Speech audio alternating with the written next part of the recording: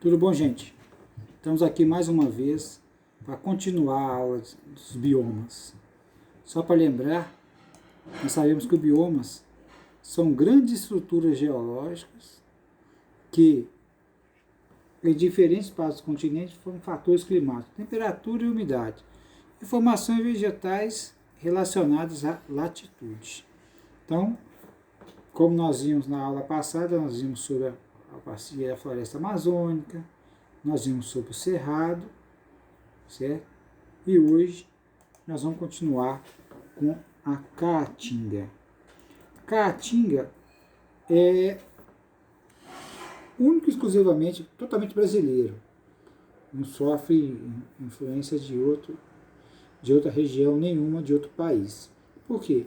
Nós vimos que na bacia amazônica nós temos influência de outros países, porque os rios, principalmente o rio Amazonas, ele não nasce só no Brasil, ele nasce lá no Peru e vem. Então, é um bioma gigantesco, né? Os rios ao norte também nascem em outros países que fazem fronteira com o Brasil, a Colômbia, a Venezuela, tudo isso forma um ecossistema. Além dos rios que nascem no nosso centro-oeste, que desaguam no Planalto do Centro-Oeste, que desaguam na planície do Rio Amazonas. Porém, igual eu coloquei aqui no exemplo, é o único bioma exclusivamente brasileiro. Está localizado entre a floresta amazônica e a floresta atlântida, compreendendo quase 10% da área de todo o território brasileiro. Nós sabemos que a caatinga, a sua vegetação, são aquelas vegetações de casca dura, espinhenta, verdadeiro deserto, porque elas estão no semiárido e no árido. Então, quando eu coloquei aqui que é um bioma de transição entre a floresta amazônica e a mata atlântida, é que você não sai da floresta amazônica e já entra direto. Não, você tem uma transição. À medida que vai mudando o clima da região, sua própria latitude, o processo, por que o Nordeste é semiárido e devido a fatores de relevo que formam o semiárido do Nordeste, a ação das massas polar, massa equatorial atlântica, massa equatorial continental, a ação do próximo ao Equador. Então, tudo isso forma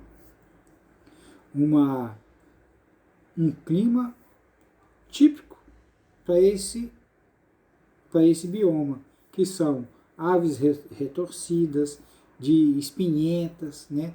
Aonde a gente vê que é praticamente todo o Nordeste, igual eu coloquei aqui, que ele abrange o estado do Ceará, Rio Grande do Norte, Paraíba, Pernambuco, Sergipe, Alagoas, a Bahia, sul e leste do Piauí e o norte de Minas, certo? Então, aí estamos fazendo um professor que ficou fora aí, foi o estado do Amazonas, porque o estado do Amazonas, ele é a transição entre o bioma da Amazônia para o bioma da Caatinga. Então, a sua vegetação, ela é totalmente diferente da vegetação da Caatinga nordestina para a floresta equatorial, que é o bioma amazônico. Então, ela é a transição, igual eu falei com vocês, ela é a transição até chegar no estado do Ceará, certo? Aonde tem a Planalto do Borborema, que é o obstáculo natural de levar a umidade do Oceano Atlântico para o interior do Nordeste. Então, é uma barreira natural ali. Porém, o leste E o sul do Piauí, ele está inserido totalmente nesse bioma que é a Caatinga. O norte de Minas, nós sabemos que o norte de Minas é muito seco.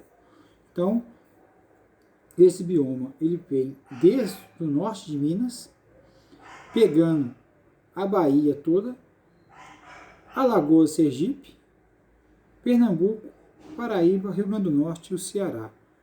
E a parte norte do estado do Piauí e o estado do Maranhão todinha pertence a um outro tipo de bioma, que é o bioma de transição entre a floresta amazônica e esse Caatinga. Ele engloba mais o Cerrado, certo? Que lá no Cerrado, que a gente viu na aula passada, pelo mapa, ele pega bastante, muitos estados, certo? Então, nesse processo de é o processo de transição. A gente não existe um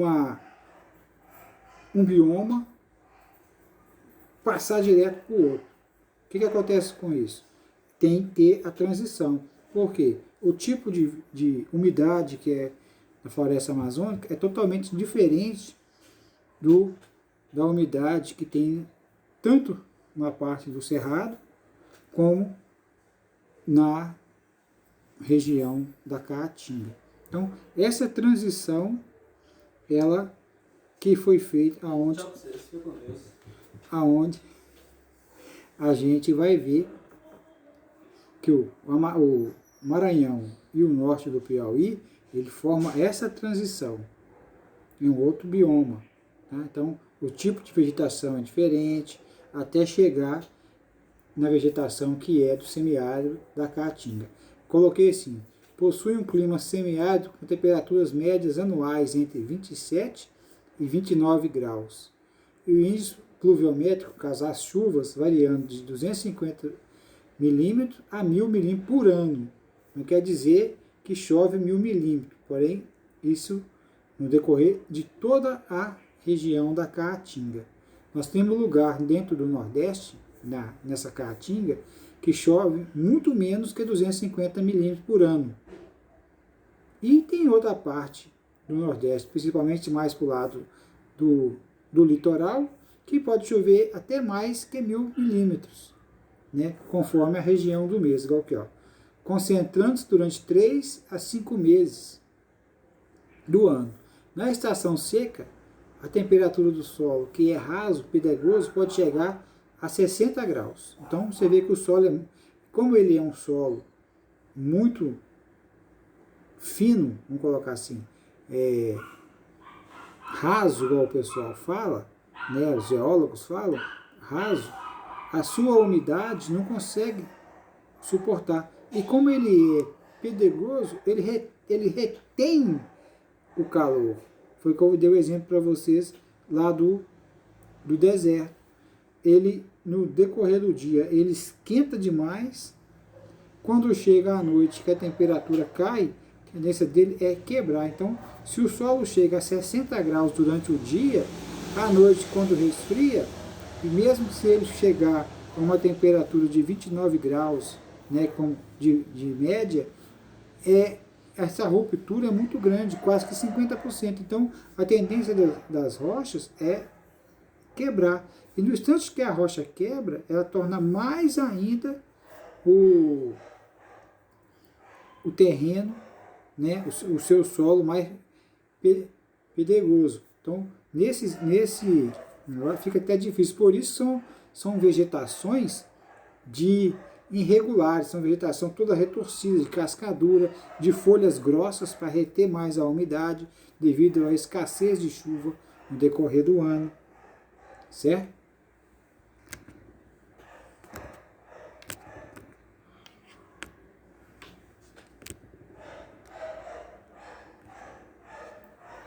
Igual aqui, ó, a vegetação.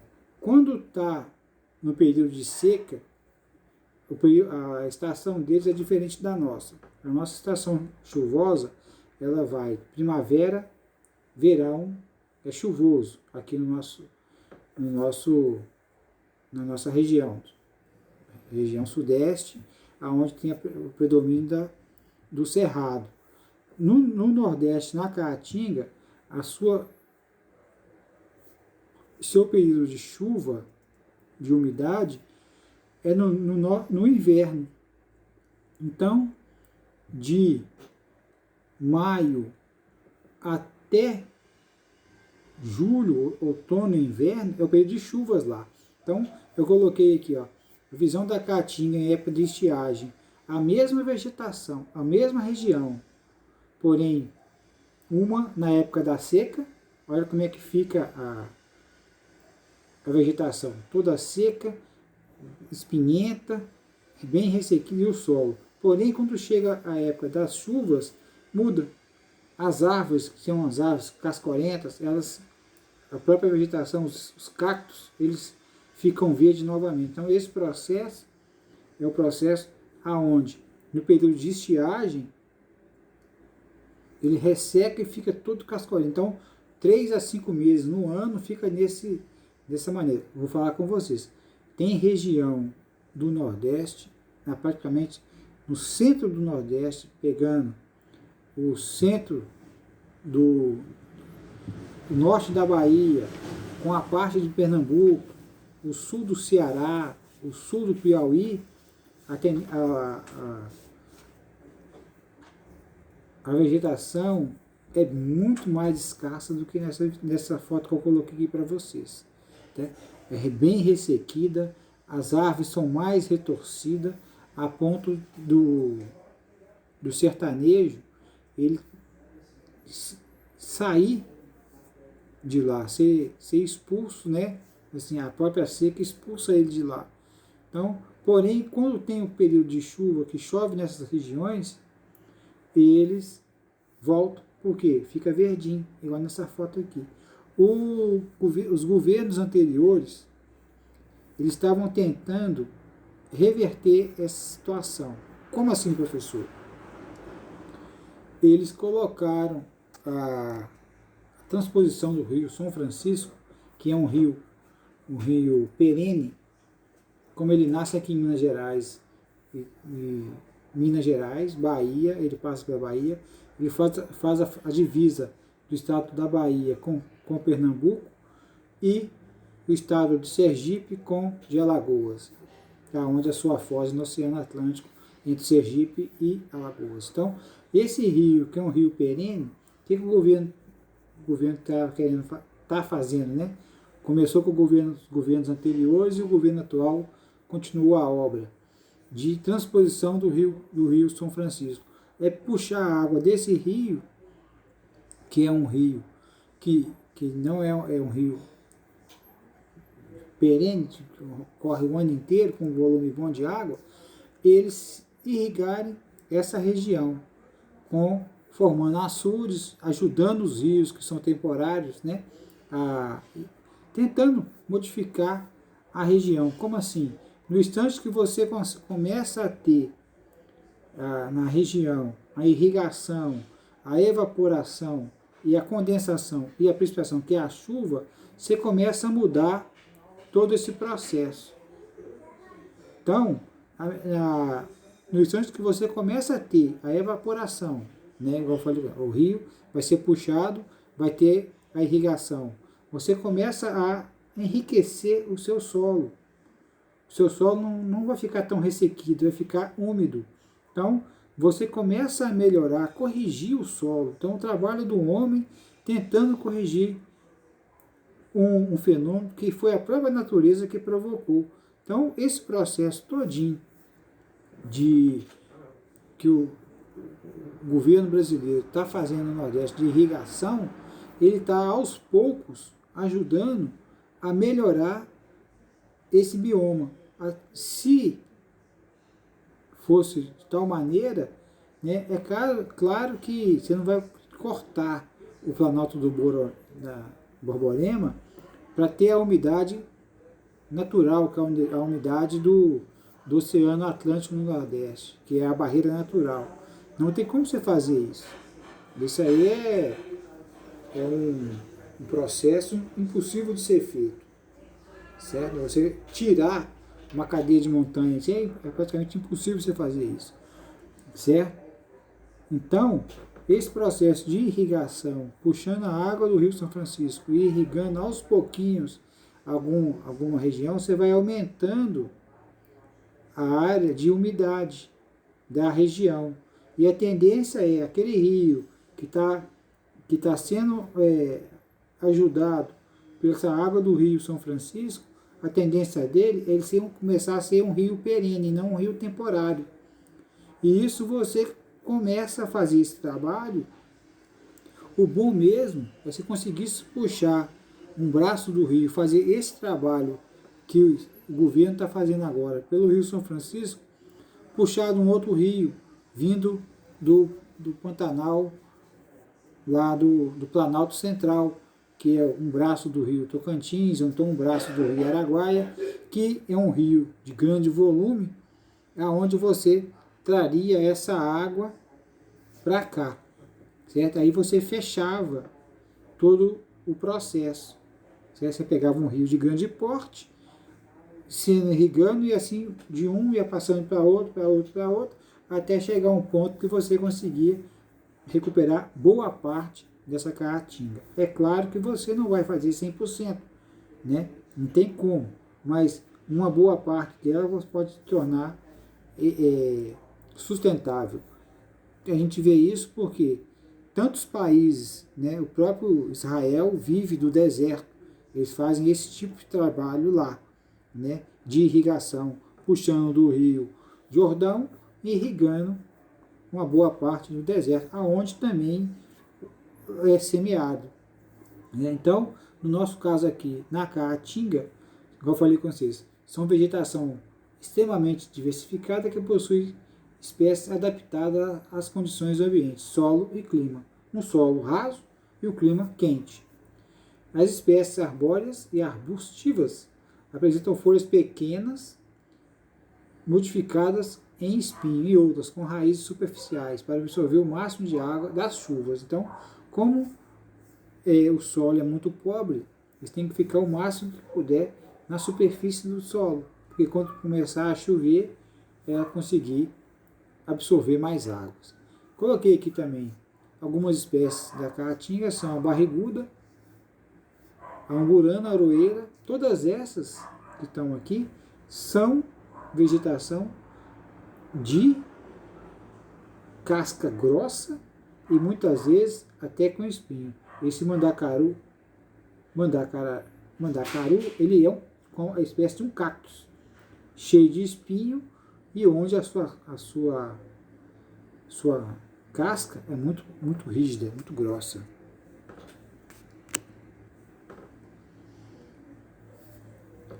Aqui, ó, eu falei com vocês. Nós falamos lá no começo. Então, as florestas de cocais babaçus localizam em certas áreas do estado do Maranhão, Piauí e Rio Grande do Norte.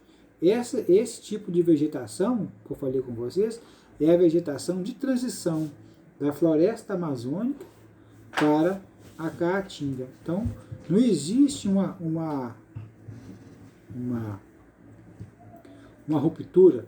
Daqui para frente é caatinga, daqui para trás é o bioma da Amazônia. Não, existe toda uma transição. Você pode ver que nós temos tipo de vegetação aqui, onde o babaçu, eles são aqueles coqueiros, e aonde vem a transição daquelas mega árvores que nós temos lá na floresta amazônica, e começa a vegetação mais espaçada. Isso leva o quê? Porque o tipo de clima, temperatura e o solo, ele vem mudando. Ele não é o mesmo que está na floresta amazônica e entra na caatinga. É a transição. Então, os estados do Maranhão e o norte do Piauí, que é a parte litorânea do Piauí, é que tem esse tipo de vegetação. Eu coloquei aqui também o que é o babaçu. São as palmeiras que extraem o óleo, utilizado para a cobertura das casas e fabricação de tecidos domésticos. Então, esse óleo de babaçu, ele é usado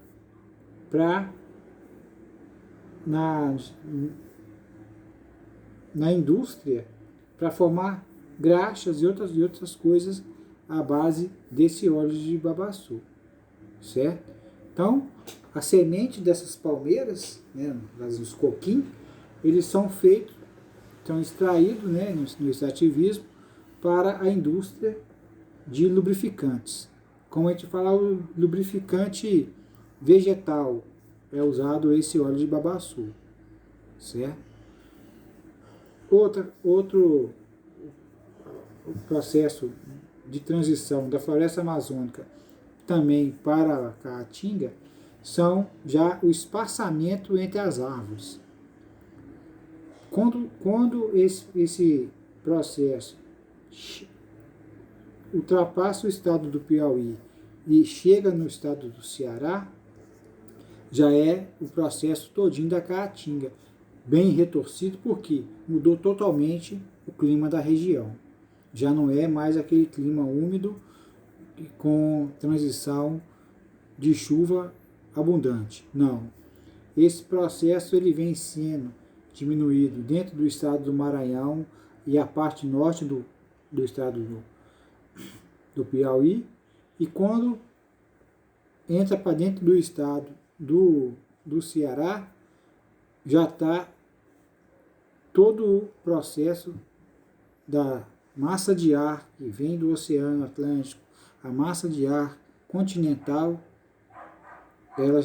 o fenômeno natural do seu clima já é totalmente mudado, certo? Já não tem as influências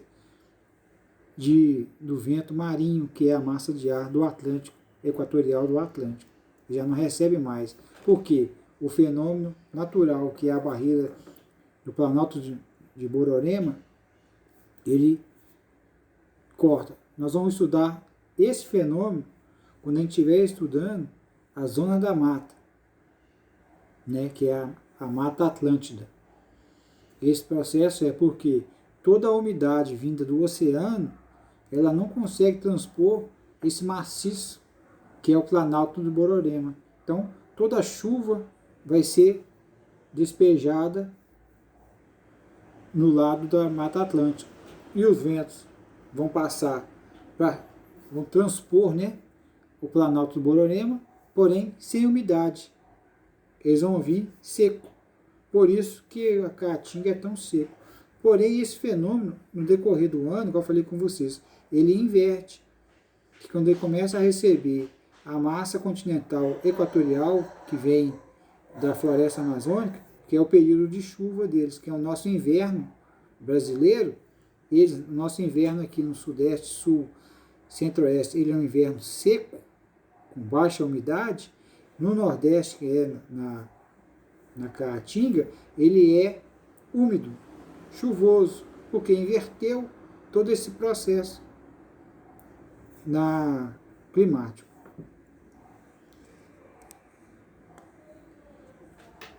O outro bioma que nós vamos começar agora é sobre o Planalto Mato-Grossense. O Pantanal, certo? O Pantanal, igual eu coloquei aqui para vocês, ele é a planície do Pantanal, considerada a maior área úmida contínua do mundo.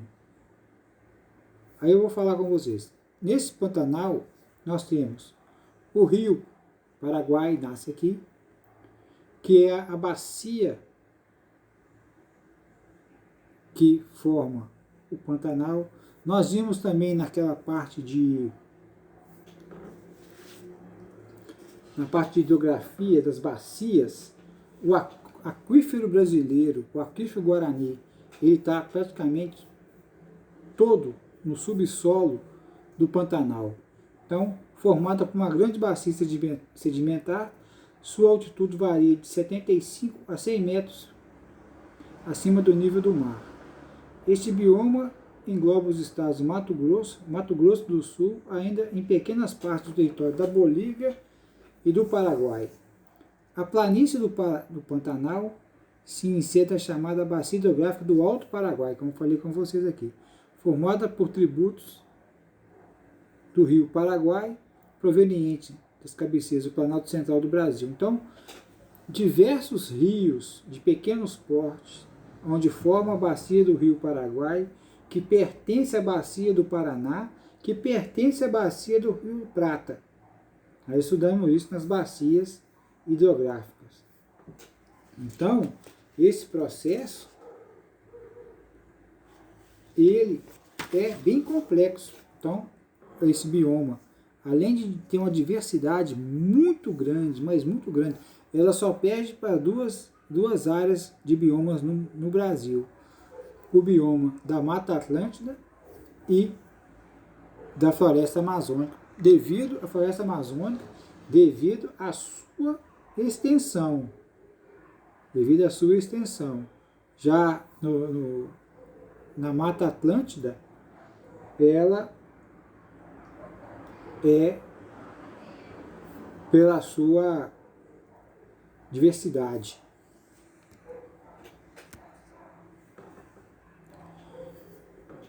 O clima da região é tropical semiúmido, o índice pluviométrico gira em torno de 1.500 metros por ano, milímetros por ano. Então, você tem chuva concentrada bem no período do verão, certo? Porém, como tem uma vazão muito grande de receber influência de rios que nascem na Bolívia e no Paraguai, além do sul da floresta amazônica, no estado de Roraima, do próprio Acre, recebe essa umidade da floresta amazônica, são rios que não secam, que são rios perenes, certo?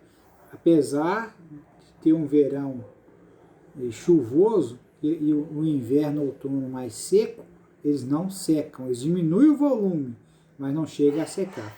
Igual aqui, ó, temperatura média anual varia de 17 a 23 graus, podendo atingir mínimas de 0 graus no inverno, devido a massas polares que penetram pelo vale do sistema Paraná-Paraguai. O que é isso? Como a planície é muito extensa do rio Paraná, do rio Paraguai, do rio Prata, então, na época de inverno, essa massa polar, ela vem da Antártida, sobe pelo Uruguai, Paraguai, Argentina, passando pelo vale do Rio da Prata, do Rio Paraguai, Rio Paraná, até chegar na região do Pantanal. Então, existe essa influência dessa massa polar no inverno, levando a baixar bastante a temperatura. E as suas temperaturas na época de verão chegam a 40 graus, como foi colocado aqui na região de Cuiabá. Como eu falei com vocês, é uma fauna bastante rica e diversificada, né? Onde tem muitas espécies já ameaçadas, como a capivara, a onça pintada, né? O tamanduá-bandeira. Então, devido ao seu alto índice de diversificada, também tem o problema de levar algumas espécies em extinção. No instante que o homem começa a atuar demais na região, eles vão deteriorando a região, certo? A gente fica triste porque constantemente a gente vê aí, próprio lá, decorrente da região do ano, diversas queimadas na região do Pantanal, porque no instante que se cessa a chuva, o volume de água do rio ele diminui, mas a vegetação fica mais seca, propícia a incêndios.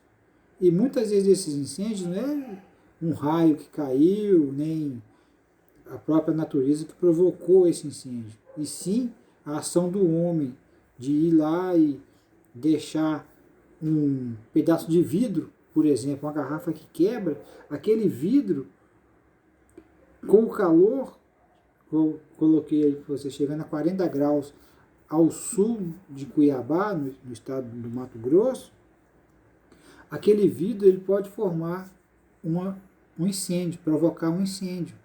Porque à medida que o raio solar passa por ele, ele vai esquentar o capim que está seco e ali provoca um incêndio. Então, a ação do homem de depredar a região é muito grande. Por isso que eu coloquei isso aqui para vocês, das ameaças de extinção. Porque todos esses animais, a própria onça-pintada, entre outros, eles são um ecossistema. Eles formam um sistema. A capivara, ela ajuda na vegetação, o próprio tamanduá, o veado. Então, a onça que está na cadeia alimentar, no ápice da cadeia alimentar, ela o trabalho dela é de regular todo esse processo. Então, na medida que você começa a quebrar todo esse elo, você vai dando problemas para a região, certo? Problema na região. A gente fica triste quando a gente estuda o Pantanal, porque o Pantanal ele vem diminuindo na medida que tem o desmatamento, a poluição, a agricultura, monocultura, né, esses estados são altamente de agropecuária, né, não só criação de gado, mas também com monocultura, a soja, outros grãos, eles forçam, certo? Eles forçam a desmatamento. E isso você vai diminuindo o tamanho do Pantanal, todo o ecossistema. No instante que você começa a caça predatória, os animais que fazem o equilíbrio a diminuir, você também começa a diminuir todo o processo de sobrevivência do Pantanal. Eu coloquei aqui a imagem do tuiuiu. Tuiuiu, um passarinho feio para danar, tem lá, mas ele virou o símbolo do Pantanal. Igual aqui, ó. Ele abriga uma das mais ricas reservas de vida selvagem do mundo, que não só de animais, de mamíferos, de aves e de répteis. Nós temos diversas espécies de jacaré, lá, diversas espécies de pássaros migratórios que saem daqui e vai para o sul do país, depois vai para o sul da Argentina, volta para cá. Outros já vão para o lado da Amazônia, entendeu? São aves migratórias. E no instante que você começa a degradar essa região, você começa a matar aos poucos todo esse processo. Porque esse animal que procria no Pantanal, porém ele é da região norte da América, né?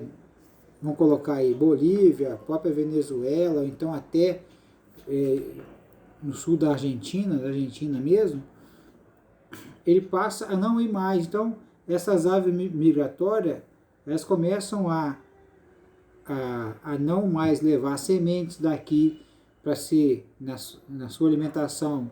À medida que eles vão voando, eles vão depositando essas sementes no decorrer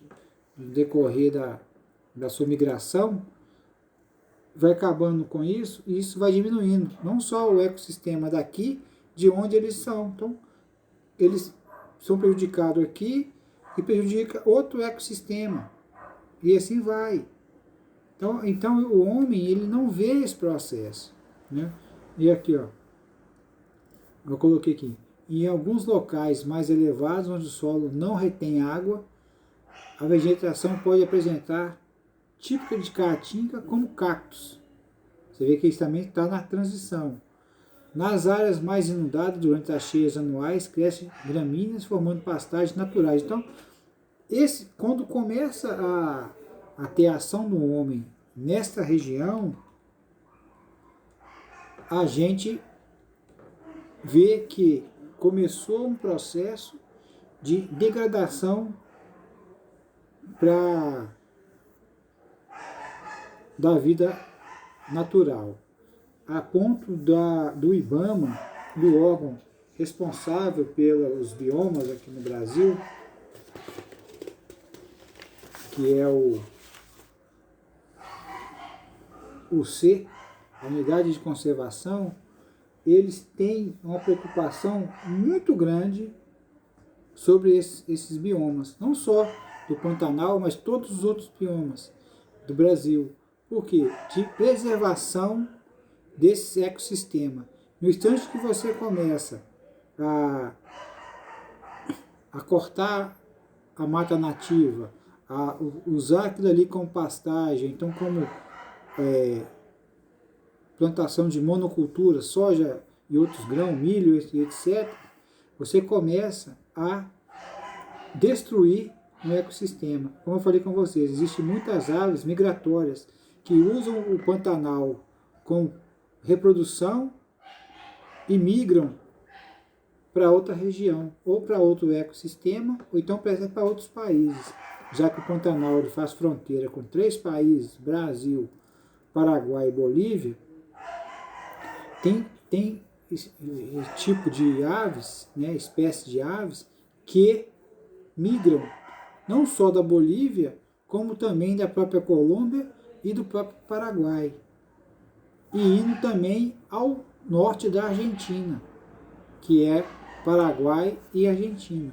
Eles não existe catalogado nenhum tipo de espécie de ave que transpõe a Cordilheira dos Andes para chegar no Chile, e nem no Peru, que são altitudes maiores. Mas esses países que fazem fronteira com o Brasil, do lado de cá da Cordilheira dos Andes, Paraguai, Bolívia, uma parte do Peru, Colômbia, própria Venezuela, existem aves migratórias que saem desses locais e vêm reproduzir no Pantanal. No instante que você começa a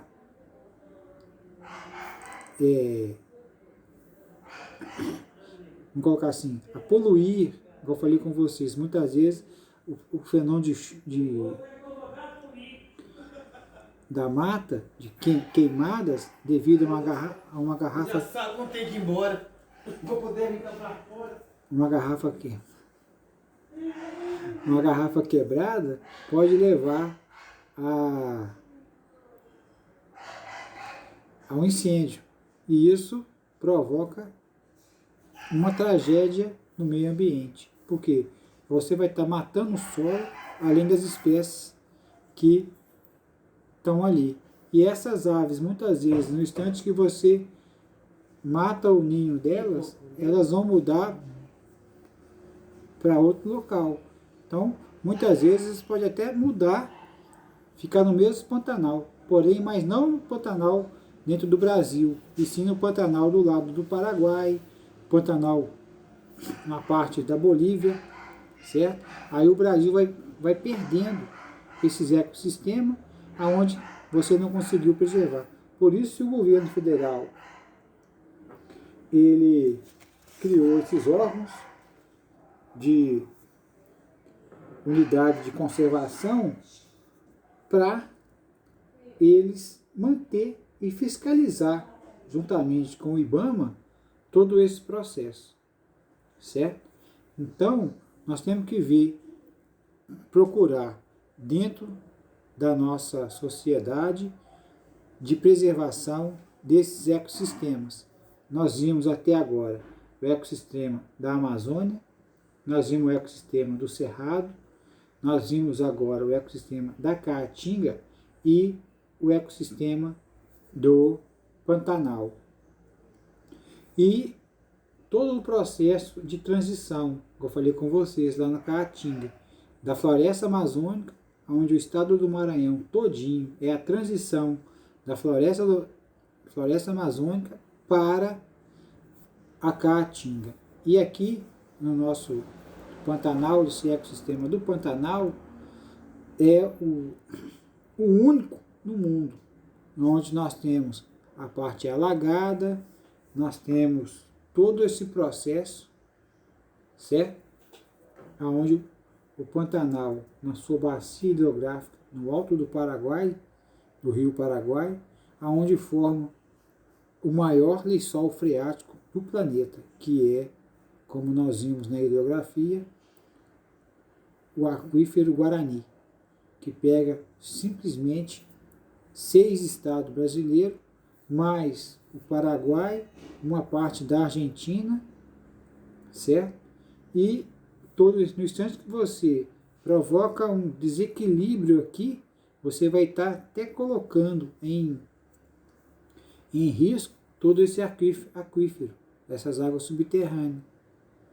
Porque o processo aqui é, quando de umidade, o rio Paraguai, ele sofre a influência não só do clima do Brasil, também como no processo de clima da Bolívia e do próprio Paraguai, certo? Por isso que ele é um rio de grande volume, nele formando a bacia dele com o rio Paraná, onde nós temos uma das maiores bacias ao sul do Brasil, que é a Bacia do Prata.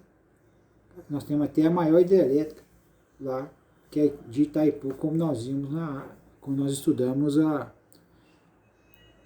as bacias hidrográficas do Brasil. Então, gente, chegando agora ao final desse processo do bioma do Pantanal, ele é um processo diversificado, com muitas espécies, não só de peixes, como também de aves e de répteis. Nós não temos só um tipo de jacaré, nós temos diversos tipos de répteis lá. Nós temos, além de cobras, de outros insetos também. E na parte de peixes, eu até coloquei no slide aqui, 3 rapazes segurando um peixão grandão Paraná. Você vê as espécies. No instante que você começa a quebrar esse processo, no caso do peixe, do jaú, né, que é um dos maiores peixes, né, que pesa quase 120 quilos, não é conversa de pescador, pela foto você vê que é um peixão, e diversas outras espécies menores. Então é um ecossistema muito complexo. Você começa a fechar esse processo, a degradar esse processo todo de bioma, a gente vai matar um ecossistema onde diversos fatores estão interagindo com ele. Então, na próxima aula, nós vamos continuar já com a Mata Atlântida, fechando os biomas do Brasil.